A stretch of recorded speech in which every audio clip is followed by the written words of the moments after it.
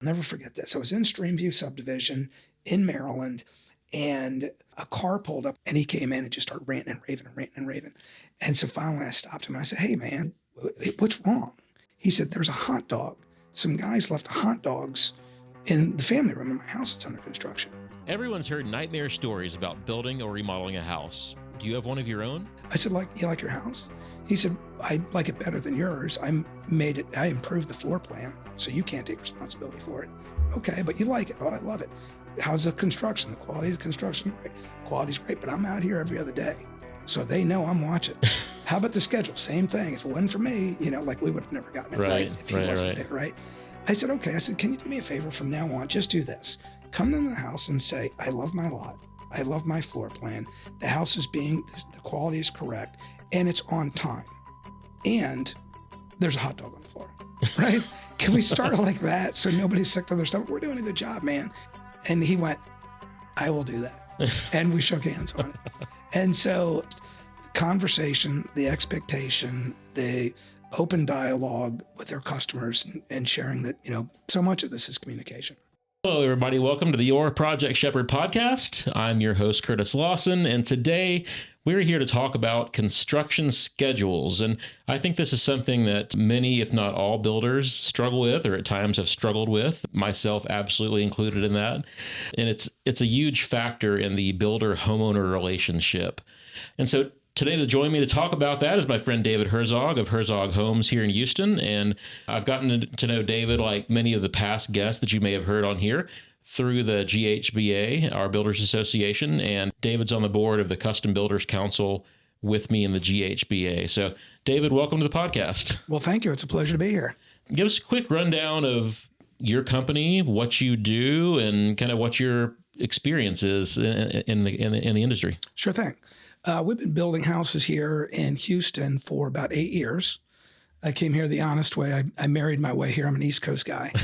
I started building houses on the East Coast in 1994, and we ended up building about 300 homes a year. Maryland, Virginia, Delaware, DC. It's America's best builder back in the day. It was a lot of fun. Built a couple thousand houses, developed a couple thousand lots. Here in Houston, we do about 10 houses a year.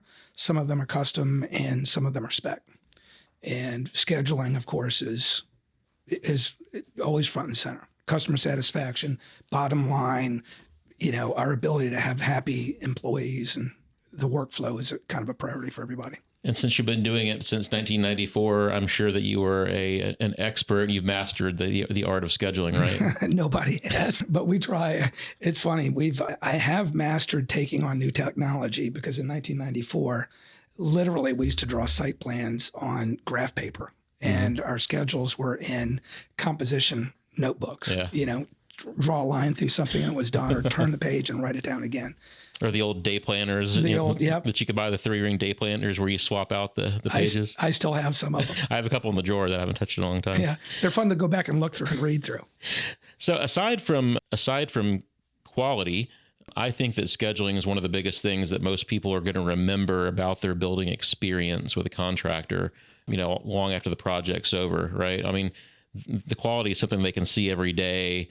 So that's forefront. But at least when I ask people, hey, how was your experience building that house? They'll be like, oh, we love the house, but God, it took twice as long as they said. And, they never updated us on schedule, and things just drug out. So I think it's one of those things that tends to stick in people's minds.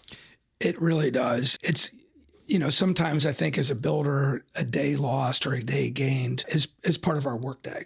To our customers, it's a huge thing. If you miss a day and they lose their rate lock or their moving truck, it can be a massive, major deal. And so it works both ways. I mean, if you're a month late, they're angry, and should be. If you're a month early, they're not prepared for that either, and they're angry, and should be, right? So you really got to do your best to thread the needle, which is you're working outside, you're working with a couple hundred folks, there's 10,000 documents, 1 million parts. It's a wonder we ever get it even close, right? Yeah. It's funny that there's an attorney who comes and presents at our GHBA meetings once a year for contract updates. And one of the things he always says, he's like, you guys are insane. I would never, ever be a builder. Right. He's like, all the stuff that can go wrong and all the stuff that you have to manage. He's like, you guys are nuts. Yeah. And the customers are so different too. We had, I guess it's probably common knowledge now amongst certainly everyone who bought a home and us home builders, but through the whole COVID thing, we had a huge disruption in materials and et cetera, et cetera. And a lot of it, like you, we're pretty involved in keeping ourselves, we're professionals, right? So we're trying to keep up with it. There kept being new surprises. The market would say, hey, you can't get this anymore. So then we would go buy a bunch of that and be prepared. And we'd think we've had it all figured out. And then they'd be like, hey, there's no more appliances. And they didn't say, hey, there's not going to be any appliances in 4 months. They were like, there are no appliances starting tomorrow, right? And so we had a couple of houses that were getting ready to close at the same kind of in tandem. And we're using Thermador appliances, and they're the big $15,000 refrigerators were going in. And as we're approaching closing, we're getting told, hey, there are no refrigerators anywhere on earth, right? So like, oh, that's not good. So we reached out to the customers, and the first one we reached out to was livid. I thought you were a professional, we trusted you, and there's not a lot you can do. It's a global thing. It's not a Herzog Homes thing, right? And they were really upset. They wanted an escrow, which we provided. Ultimately, they got the refrigerant worked out. But our other customer was in logistics. And when we called him and said, hey, there's no refrigerators, he went, yeah, no kidding. I already know. Right. He said, I got a refrigerator that we keep in the garage for beer. If you guys will put it in my kitchen until the Thermador shows up and move that one back into the garage, we're good, man. Yeah, we did a lot of that during COVID. I would go buy a $600 electric slide in 30-inch range, right, and slide it in the hole where a 48-inch $13,000 range goes, and here's your stove for the next 3 months till your Thermador shows up, right? And it was interesting how different the customers would take it. Some were like, yeah, I get it, I read the newspaper, and others were like, it doesn't make any difference at all if you can't get them, in Europe. I want mine. Right. And so, we try to, like most things, we try to set expectations, but sometimes it's just not possible. Sometimes you just get a surprise uppercut that you just can't defend yourself with, and people get upset sometimes. I think one of the things that happened back then too was that a lot of the big national companies who knew, hey, I've got 500 homes that have one of these units sold in it. I'm just going to go buy everything on the market and stick it in a storage container. That way my customers are protected, and it ended up screwing the smaller guys. They don't have that purchasing power. I remember the same thing happened with power beams. All of a sudden we got a lumber drop with no power beams. And we called and said, where are the power beams? And they're like, oh, we don't have any. And I'm like, well, then take the lumber back because it's useless, right? Yeah.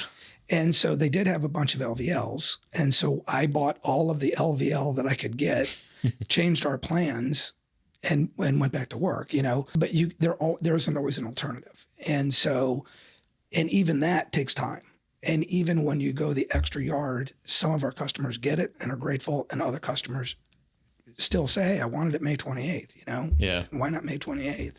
So it's always difficult. So being proactive when you know something's going on like that, and finding an alternative for your customers, like, hey, I can't get the power beams, but I can swap the LVLs, or I can't get that, but I can swap a TJI or whatever it is, right? Yep. Just being proactive and taking action on it, at least shows the customers that, we're trying to make this work for you and work for us, right?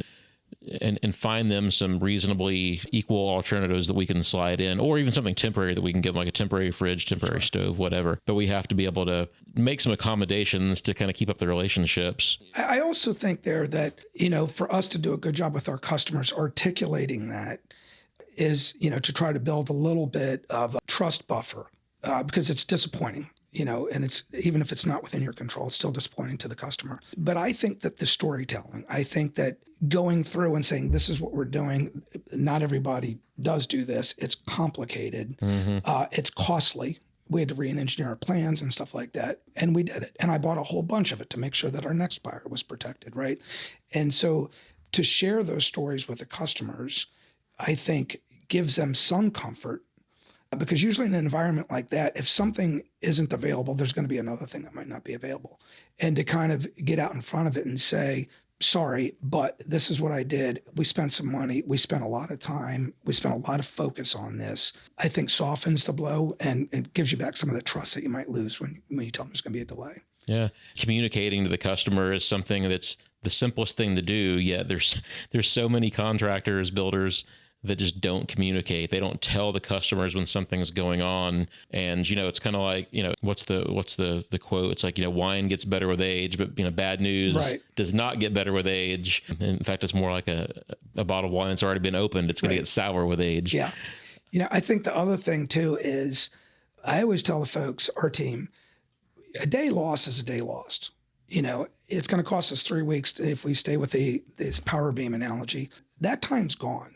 And frequently it's human to just say to the buyer, because they're upset, to try to make them feel better and say, but I think maybe we can catch up, right? We're going to move the schedule around to see if we can go ahead and make that time up. You almost never can, right? Because if you could, you wouldn't have told them May, you would have told them March when you started building the house, right? And so I think it's not original advice. It's advice that I was given, from some hard builds. A day lost is a day lost. And I think it's better to say it's not going to be May 28th. It's going to be June 5th. Because if you say it's not May 28th, it's going to be June 5th. But we're going to really try to keep May 28th. Most of our customers hear May 28th. And you just have to have that discussion with them again. Yeah. And you might as well, once that Band-Aid, if it's got to be torn off, just pull the whole thing off, right? And do the best you can. But, this is kind of a cool story. When in the late 90s, building was booming on the East Coast. And we were probably building about 150 homes a year at that point. And because building was booming, we started running out of drywall. There was a shortage of brick. There was all this stuff started happening. And it happened pretty fast. I was a young guy, no experience in that, right? And so we started missing our dates. If you don't get brick, you can't put brick on the house, you can't move in. And so when you have that many customers and you're doing that much work, there are some tough days because you don't get one person that's upset. You get a fistful of people that are upset. And their upsetness upsets the salespeople, which upsets the production guys, which upsets their bosses. So a malaise starts to set in, right? So you start to almost panic. And so I hired this guy, Jim McEnany, who used to be the CEO of Herzog Homes, which I think was consumed by Pulte in the early 2000s. But he was responsible for like 11,000 houses a year. So the guy knew his stuff. And so we were in my boardroom, and I said, listen, we have these dates. We give the dates. We miss the dates. Our buyers are upset. We give them new dates, and sometimes we miss those, and they're upset. And some of them say, compensate me. Give me a free finished basement. The contract, like you said, allows us all the time in the world, right? But good customer service, morality, and all that other stuff. So I asked him, I said, what's your judgment on this? Should I be writing checks? And he said, before you go there, let me ask you this. You missed the date? Yeah. And then you get a new date? Yeah. And you share that with the customers? Yeah. And sometimes you miss that date? Yeah. He goes, don't ask about basements. I'm going to ask you, who's giving you the dates? So I had my vice president of production there, and I said, I guess he is. So he looks at my VP and says, and who's giving you the dates? And the VP says, our superintendents. And he said, well, then why don't you two get out of this office and bring the superintendents in here, because those are the boys that are running this company. And I thought, that's kind of mind-blowing, right? We are moving dates based on somebody on a job when we have 29 that has no ability to resource level, has no ability to bring product in or product out, right? And so we needed to bring it up more globally. This guy drew an assembly line, and he said, if this assembly line can build at a maximum capacity 100 houses, maximum capacity, if you try really hard, how many can you get out of it in a year? And like a dope, I said, I don't know, another 10%? And he just shook his head and he said, the maximum capacity of this machine is 100. It's 100. You're trying to drive 110 homes to a thing that's going to give you 100. So you're going to disappoint yourself, your customers, your team. You've got to recognize what your limitations are. And so the resource leveling for me was a very profound day for me, because even on a smaller scale, if you start 3 houses at the same time in Bel Air and you only have one painter, and a painter takes 3 weeks to get through a house, the last house is going to be at least 6 weeks later than the first house, right? And so resource loving, I think, is something that I know something we focus very much on, because you can get a lot of delay there if you're not careful there, even if you're only building a handful of houses a year. Yeah. Yeah. That's a great story. Aside from scheduling, aside from like material availability, resources, what are some of the other bigger factors, that tend to affect construction schedules? I think for me, one of the big things that pops to mind is what we just had here in Houston, and that was we had a hurricane that rolled through. And then right before that, we had this big rain event they called the derecho or whatever. Yeah. And then after the hurricane, we had 2 more weeks of rain, right? And so we've had, I don't know, in the last quarter, we've had, a good 4 to 6 weeks of really crappy weather. Yeah. And, it's hard to pour foundations. It's hard to frame a house. It's hard to dry it in when that's going on. So weather to me is always one of the biggest factors that hits the schedules for us. What else can you think of besides, weather and materials? Yeah, weather and materials are big. The other thing that right up front is the permitting. The permitting process has taken a lot longer than it used to take. Yep. When I first got to Houston, we were getting permits out in like 5 weeks, which is crazy because in Annapolis, Maryland, it's 8 months. So I was really excited about that. It's no longer, after COVID, folks weren't there, processes changed. Now they're back to work, of course. It doesn't feel like they've caught up, or some of those processes need to be processed again or something. Yeah. It's like 2 months minimum now if all your ducks in a row are in a row on the plans. And when they say something's not in a row, it used to be 3 to 5 days, and now it's 3 to 5 weeks again, right? Yeah. And so we tell our customers, there's 3 reasons for delays, right? There's things that we can control, there's things that we can't control, and then there's the customer, right? The customer, if they won't decide, won't sign, change something, want something hard, everything hard and cool takes longer. It just does, right? Yep. And so some of the things that we can't control are the weather, of course, huge. And then the permitting is another problem as well. And so we now, insofar as sharing our schedules with our customers, our schedule starts the day the stakes are in the ground. So when they drive by and see stakes in the ground, that's T0, right? Yep. And so, and not to, try to not be responsible, we're responsible for the entire process, right?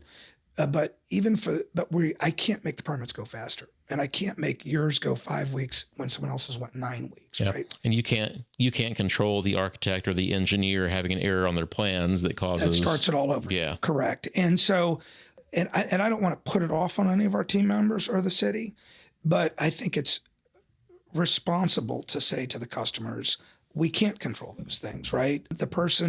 There's only one person that looks at a certain thing when they're approving the permit. And if he happens to be on vacation with his wife, then if he's on vacation 7 days, we're literally at least 7 days back, right? And so not to push off responsibility, but to say that I can't control, and that is going to be what it is. And you might be upset. We can tell you what the fence posts are, but if we go past that, we're trying hard. Don't hold that against me. Yeah, that's a great idea to kind of start your schedule, breaking ground, putting the stakes in the ground, demoing the old house, whatever you want to use as your benchmark. But say, for our company, this is kind of when we say this project starts. As soon as I have control, right? As much as you can, right? Yeah. At that point, I really can't say it's somebody else's fault. At that point, it's all me. Yeah. I think, one of the things we touched on briefly there was the design side.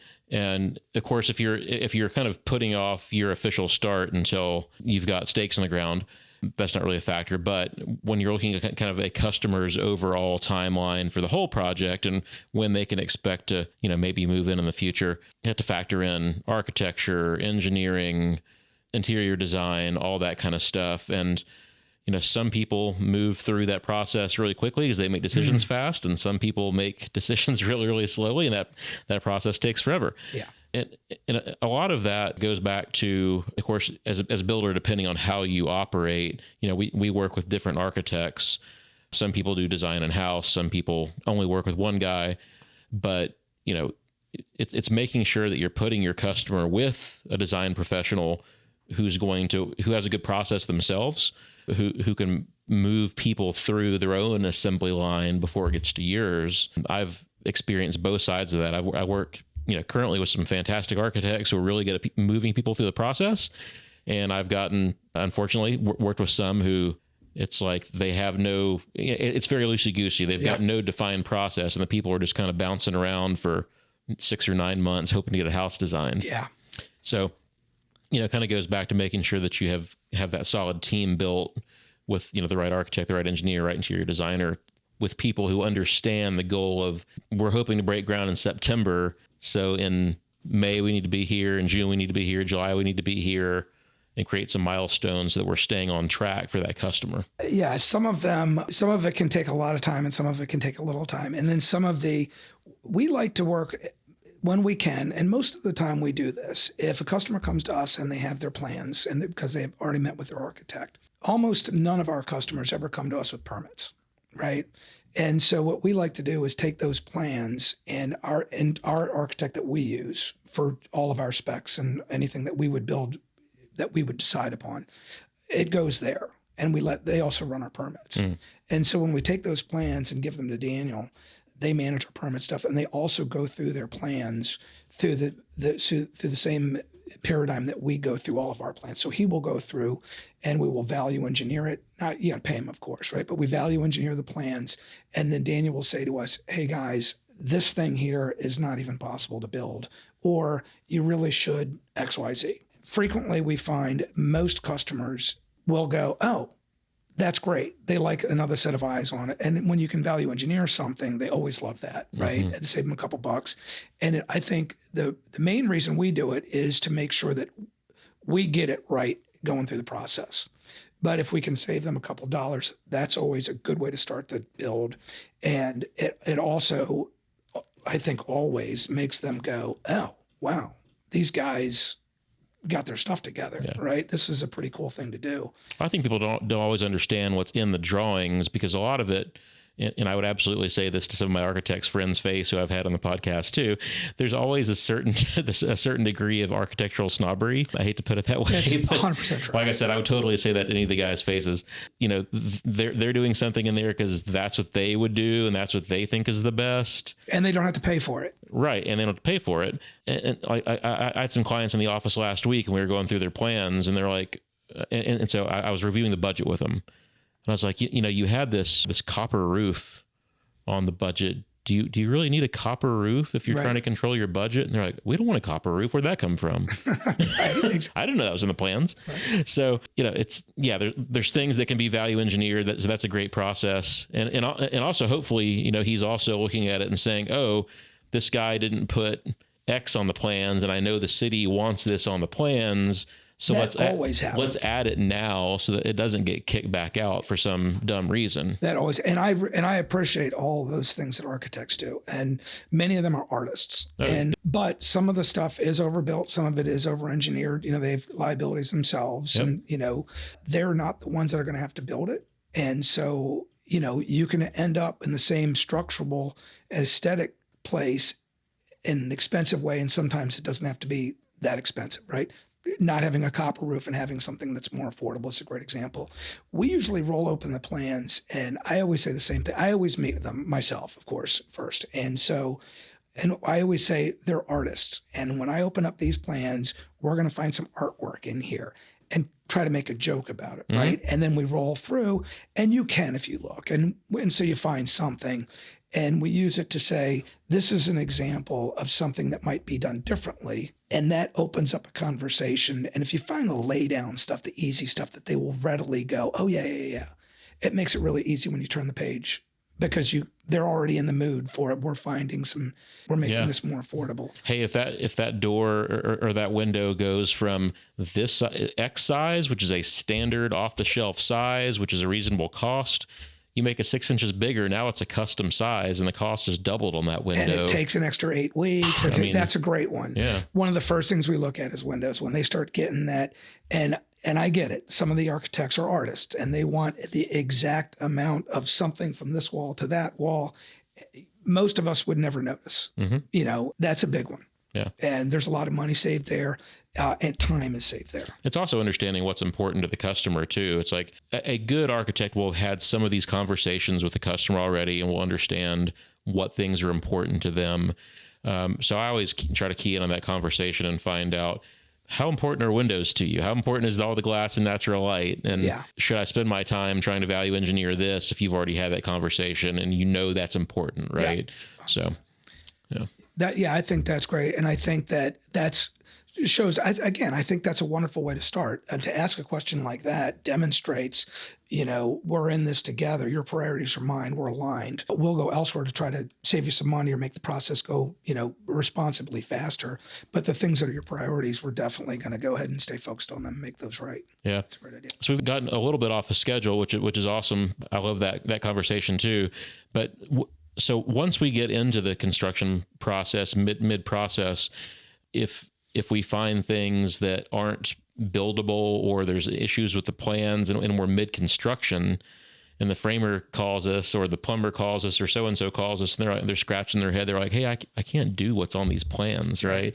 That goes back to, if this had been reviewed, if this had been thought through more before we ever started, it's going to prevent that schedule delay later. But a lot of that also goes into interior selections too. So I think, we try to get as many of the selections nailed down as we can before we start construction. And for sure, I want to get the big stuff, right? I would love if we had nothing left to pick but doorknobs and cabinet hardware, right? But inevitably, there's always something that's left as an allowance or a selection to be selected during construction. But, it's making sure that we're giving the customers deadlines to pick those things by and say, hey, I have to know what that fireplace is by X point in framing. Otherwise, we may have to rip it out and do it again. And it's going to cost you more money. Yeah. Or I have to have that plumbing selection by X date so that we can have it, it's that shower valve's got a long lead time because it's some specialty, whatever. So we have to order it in advance. So it's the interior design selections have a lot to do with it too, because if you don't order things that have long lead times, if you don't have the specifications for some oddball fixture, well, guess what? 6 months into construction, now you're waiting on a part or a piece. You're having to reframe something, or there's a beam right where a fixture's supposed to go, right? I think that and that's going to happen probably in just about every significant build, right? Yeah, I just think that the best thing there is, I always tell all of them, even for houses that we build that are specs, something's going to go wrong. They're absolutely, positively, unequivocally, something's going to go wrong. And when it goes wrong, instead of letting your hair catch on fire, you should call and say, hey, remember when you said something was going to go wrong? You were right. Something went wrong. Let's go ahead and fix it. Framing things, happen. We always share with the customer, look, we are doing something that is unique to the world, right? One of a kind. No one's ever done this before. Two-dimensionally, we think it's going to be great. In three-dimension, once we build it, you might walk in and go, that's not what I saw when I looked at that plan, right? The engineer might not get it right. And to your earlier point, it doesn't work. It can't be built, right? Now, what do? There's a cost, maybe. There's time. Who pays for it? Why did it happen? How come it didn't get caught? Right.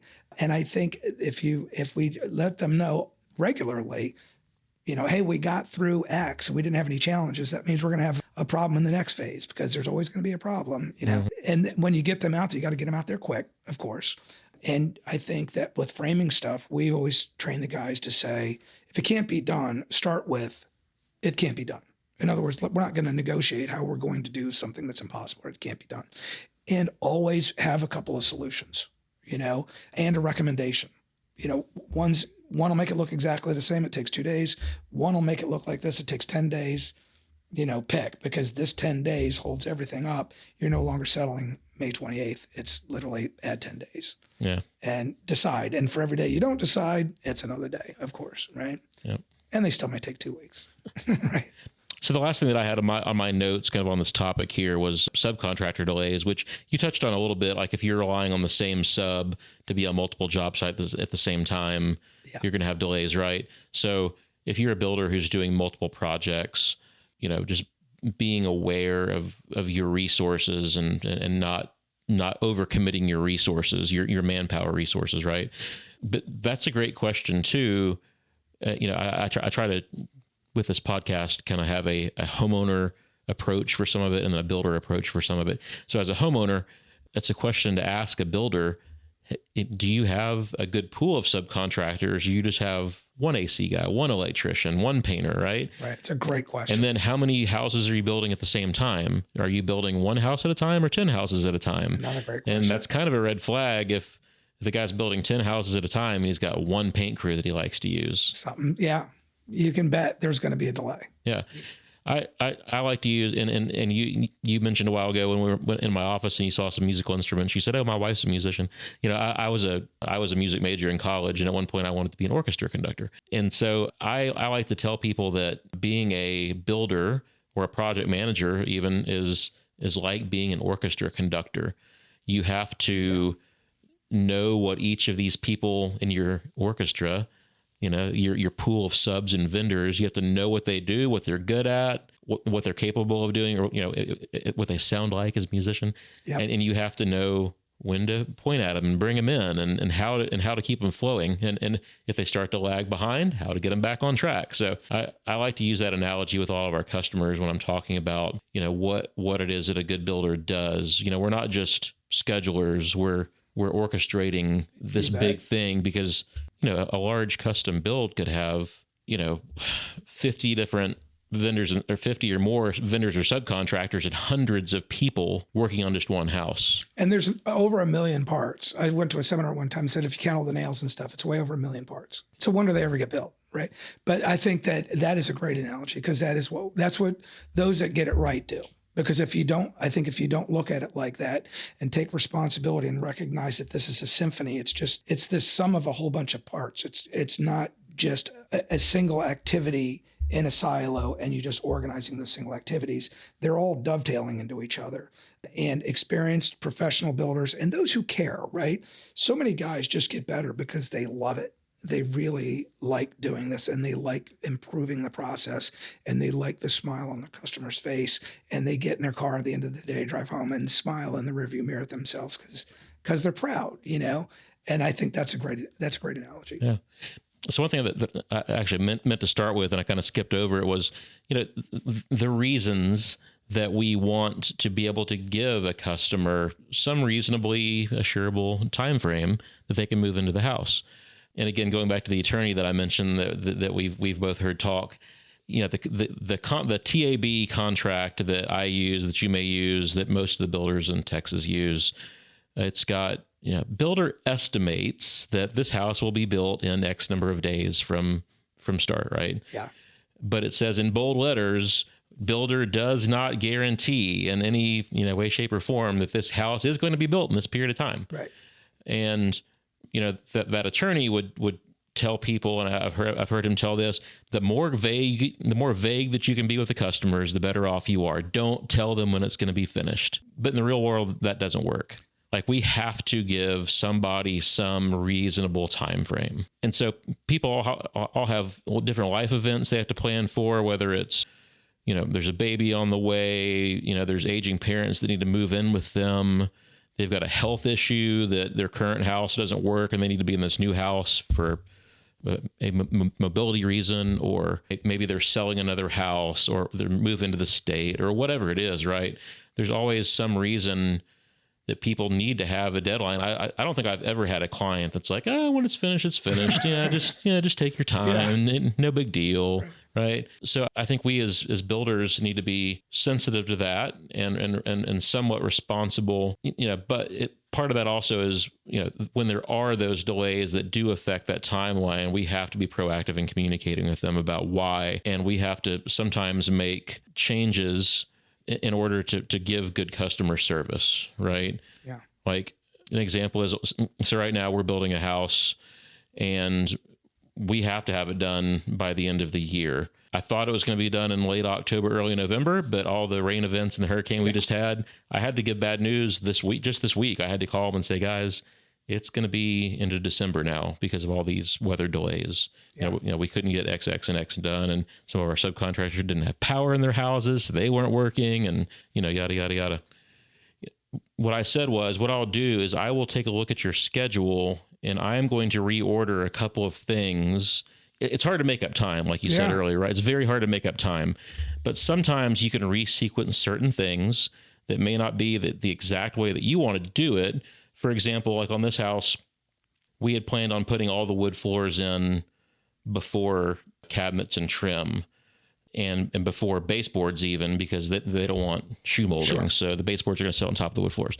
So we're like, okay, we're going to put the wood floors in first. Well, because of subcontractor schedules and whatever, we couldn't sequence it that way. So I said, okay, well, the trim guy's ready. Let's get the cabinets and trim done now. We'll just do the wood floors after, and it'll make us change our sequence. And it's not my preferred way to do it, but we have to do it in order to meet this customer schedule. That's us trying to be sensitive to their needs of being in the house at a certain time. And I know that if we do that, we can keep work going. Yeah. And if we don't keep that work going now, we're going to have 2 dead weeks while we wait for the wood floor guy to be able to show up to do the work. And some of it also is the expectation. If they drive by 4 days in a row and nobody's doing anything, that's a problem, right? So we also, I think, have to demonstrate that we are putting forth our best effort. It just will flare them up.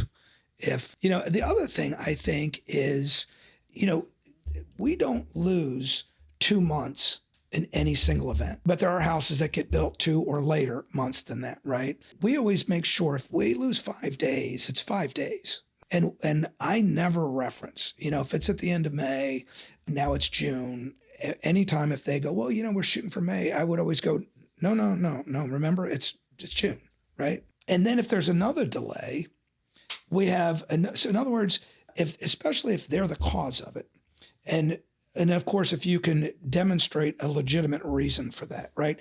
Those delays are 4 days here, 6 days here, all of a sudden the refrigerators don't come, that's another 3 weeks or whatever. So those are in chunks. And if you can kind of count those days through regular communication with the customers, it's not like, hey, we thought we were moving in May and we moved in August, because May should be taken out of the vernacular as soon as you can get it out of their vernacular, right? Because otherwise they do stand in the grocery store line and say, I love my house, but my builder built it way too slowly, or, Yeah. And so customer caused schedule issues are another huge thing. So I've never done a job that hasn't had a change order on it. I think it just kind of goes with the territory building custom houses. People are like, either they change their mind, or maybe some material isn't available and they have to change to something else, or, anyway, there's always a change order or two on every single job. We have to assign a number of days as a kind of a quote unquote penalty for that change order. Yeah. Even if it's a small change order, it's still going to take some amount of time, right? You bet. And so documenting that and telling the customer, okay, this change order is $20,000, but it's also going to be 10 days. Yeah. And document that. Put it in writing in the change order. Boom, it's been documented. You see it. I've told you. And don't let them go back. They're really quick to, it's a frustrating process, right? I mean, it's old hat to us, but for, it's more money than most things delivered. It takes longer than it ever supposed to. It's very stressful. But yeah, because again, it's just like you said, if you do that and keep moving that fence post at 5 days at a time or whatever that is, it would be unfair for them at the end to go, hey, you're 2 months late. Yeah. We're not there. There was a whole bunch, the causation of these 9 things cause this. I'm not negligent. Yeah. And technology has made that easier. I'm not sure if you use Builder Trend Co-Construct, one of those types of softwares in your business, do you? We do not. So that's one of the great things I think that's built into the software is when you do a change order in the software, you're telling it this is a 5-day additional, and boom, it adds it to their calendar automatically, right? And so if you're using a project management software like that, it makes it super easy to notify people. I've seen a lot of builders who use the software who don't even use that feature. I'm like, dude, it's built into the software. Just pop a number of days in there. There's a reason for that. Show it, man. That makes it easier than doing what we do, right? So. Exactly. One of the things I wanted to touch on was, maintaining quality standards while you're trying to stick to a schedule too. And I think that also kind of depends on, did you allow enough time when you're making the schedule to execute a certain task to the level that you're telling people it's going to be executed to. But then if you get behind, I've seen people get behind, all of a sudden they start rushing and the quality drops off like crazy too. So it can be a challenge to maintain a good quality while you're trying to play catch up. That's a fact. Yeah. All the more reason to try to, at least in their minds, not be behind, right? Because that is kind of the natural knee jerk. But if you're forced to build something in 30 days that should take 60 days, something's got to give, right? I had this old guy used to work for us, and he used to always say, I thought he invented it. I've heard it 100 times since, but he used to always say, I tell my customers, you can have it fast, you can have it good, or you can have it cheap. Pick two. Right. Because you can't have all three, right? But, to your earlier point, I mean, it's all communication. You really have to, especially in our price range, you got to manage the customer for sure, and then you got to deliver the product. And in my view, I'd rather have the guy say, it was 7 days late rather than this thing is beneath my expectations insofar as fit and finish and quality, right? Our reputation, I can suffer I was late. I can't suffer I'm not good at this, right? And so you're back to pick one. And sometimes you do, right? Yeah. And you can't win them all. I tell people on every job, I'm like, I would rather give you the best quality product and you be a little unhappy with me for taking longer than your friends walking through the house 6 months from now and saying, oh, why did he do it that way? You know? It's funny. We had because I used to build the same 5 houses, basically different elevations in 20 subdivisions a year. And you would think that every house with that much practice with the same product and most of the same trades over and over and over, that there would never be a problem after the 1,000th house. But every house has got an issue, right? And some of the superintendents, if something went wrong in the field, they would say to the customer, hey, look, I was supposed to put that there. Now it's a big fat problem. I'm going to be in trouble. How about if I do this? How about if I just put crown molding in all the bedrooms and we call it even, right? And that would happen. And, you pretend like that would never happen on my watch, but it does. It just does. You build enough houses, that happens. Those customers, that doesn't fix it, right? Because those customers, their friends come to their house and they go, look at this thing they screwed up. They still hate the fact that you didn't do the thing that was right? And they say, oh, I got some free crown molding. Yeah, but they gave me some crown molding. Right? But the point of the discussion is, come over here, let me show you what they did wrong, right? And so it's just, you just got to get it right, and sometimes that costs time, and that part sucks about it, but it's definitely the right thing to do for sure. And I think that because there is going to be slips in the schedule because of weather, because of trade resource, and because of things not being made any before being delayed, or the customer, all we can do is our level best. And then when there's a problem, say to them, it's a problem, quantify the problem. We tell a lot of stories in our company, and I think it's very relatable. And the more we can make our customers know that this isn't being done to them, right? This is the nature of this very long, we're building stuff outside in the rain, it's tough, things go wrong. And for them not to think that this is happening just to me, or I picked the wrong lot, or I picked the wrong builder, or I picked the wrong floor plan, when the weather is the thing, sometimes they have to be taught that, I remember I used to drive my jobs on Sundays. We had model homes on all of them, sales manager and a sales assistant, and signs to the jobs. And I would drive the jobs to make sure everything was cool, make sure the signs were up. I would go through the models, make sure they were vacuumed, people had brochures ready and all that stuff. And I was in Streamview. I'll never forget this. I was in Streamview subdivision in Maryland, and a car pulled up when I was speaking to the sales manager, and the sales assistant went, oh no, Randy, Mr. Green's here. And Randy, my sales manager, went, and I went, what does that mean? We got a customer that makes you crazy when he pulls up? And they're like, oh yeah, he's just going to come in here and just rip into us. And I said, about what? And they said, it doesn't make any difference at all. And so he came in, and I said, don't tell him who I am. And he came in and just started ranting and raving. And so finally I stopped him. I said, hey man, I said, I'm David Herzog. And he went, oh.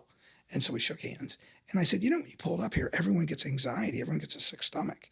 I said, what's wrong? He said, there's a hot dog. Some guys left hot dogs in the family room in my house that's under construction. The workers did. And I went, okay. I said, do you like your lot? And he said, oh yeah, you made me pay for a premium, but yeah, it's a great lot. I said, you like your house? He said, I like it better than yours. I improved the floor plan, so you can't take responsibility for it. Okay, but you like it. Oh, I love it. How's the construction? The quality of the construction? Great. Quality's great, but I'm out here every other day. So they know I'm watching. How about the schedule? Same thing. If it wasn't for me, we would have never gotten it right if he wasn't there, right? I said, okay. I said, can you do me a favor from now on? Just do this. Come into the house and say, I love my lot. I love my floor plan. The house the quality is correct, and it's on time. And there's a hot dog on the floor, right? Can we start like that so nobody's sick to their stomach? We're doing a good job, man. And you hate me. And he went, I will do that. And we shook hands on it. And so, back to kind of where we started, it's just the conversation, the expectation, the open dialogue with their customers and sharing that, bad stuff happens, but we fix it. We're not going to deliver you. We get emails. Hey, there's a window broken. We weren't going to deliver you the house with a broken window. The window will be fixed. I promise you by the time you move in, right? Yeah. But sometimes I need to be told. So much of this is communication. Yeah, and people tend to focus on the negative things too. So it's a great idea to sometimes you have to remind people of all the positive stuff because it's a very stressful thing. If you and I do this every day, builders do this every day. The homeowners begin to do this maybe once in their life, a couple times possibly, but it's a very stressful time for them, and it's a very personal thing. It's their home, so they get very emotional about hot dogs, right? They do. Or what we see here in Houston, a little salsa packet, or right. a taco remnants on the floor, right? And we remind them all the time too. Think about it. I mean, how many people literally in human history ever had an opportunity to build something, especially the level of housing that we build, right? I mean, it's really quite an accomplishment. It's a one-of-a-kind thing. It's never been done in human history before. So few people ever get to do it. It's very hard. It's totally worth it. And in the end, they're always so, I mean, it's a masterpiece. They literally changed the face of the earth. As long as they've picked the right contractor. As long as they pick the right contractor. And we do our job and set the right expectations. To do it, right? Yeah. The ones that I feel really, truly, truly bad for are the ones who really did hire a terrible company to build their house, and they're having scheduled delays, and it's over budget. And those people themselves didn't follow a good process in the beginning to choose the right builder to do the project. Which brings me to kind of my wrap up here. What I wanted to do was to say, what advice would you have for homeowners who are considering building a custom home or just starting the process of building a home, to help them understand scheduling and navigating the scheduling process as it relates to home building? What advice would you give a homeowner? I hate that I give this advice because I'm the recipient of this advice, but I think every customer should talk to 5 of the builder's previous customers. When I say all of our customers, I think I'm friends on Facebook with most of our customers, right? And so we get asked, I feel like it's a burden to ask our customers to do that. Some of our customers are like, oh yeah, I'll walk them through. And we always send them a bottle of wine or something like that. But if I do a bad job, even if I do an okay job, when a new customer speaks to a customer, an existing customer, our existing customer can't help themselves but to say, hey, look at this door thing. I got some free crown mold. But, those stories will come out, right? And if you speak to a couple of customers, you'll kind of get a weighted average of what's going on. Mm-hmm. And I think this is really kind of a profound podcast because any builder that can't manage their schedule, I think, is a symptom of a bigger problem. I think almost every time when you hear these folks, some folks do it to themselves, but for the ones that legitimately are working with a builder who is just way behind, that house almost always is not well built. They're using bad trades. They're using cheaper materials, right? It's a symptom of an environment that they should stay away from. So asking, how did this go? I mean, did they do what he said? How on schedule were you? Was it on schedule? If it wasn't, why wasn't it? I think is a really big thing. Yeah. The customers who are your bigger fans are going to say, was it a perfect process? No. Were there some hiccups or mistakes? Yes. But at the end of the day, I know that David and his team gave me a good product. He's a stand-up guy. Exactly. I would do business with him again, right? Yeah. Versus, yeah, our house got built on time, but man, that guy was an asshole. And right. Look at this piece of crap that I'm living in. I would totally never do this again. Yeah. So I mean, I have had new / potential customers come in. I've given them referrals and they've talked to my past clients.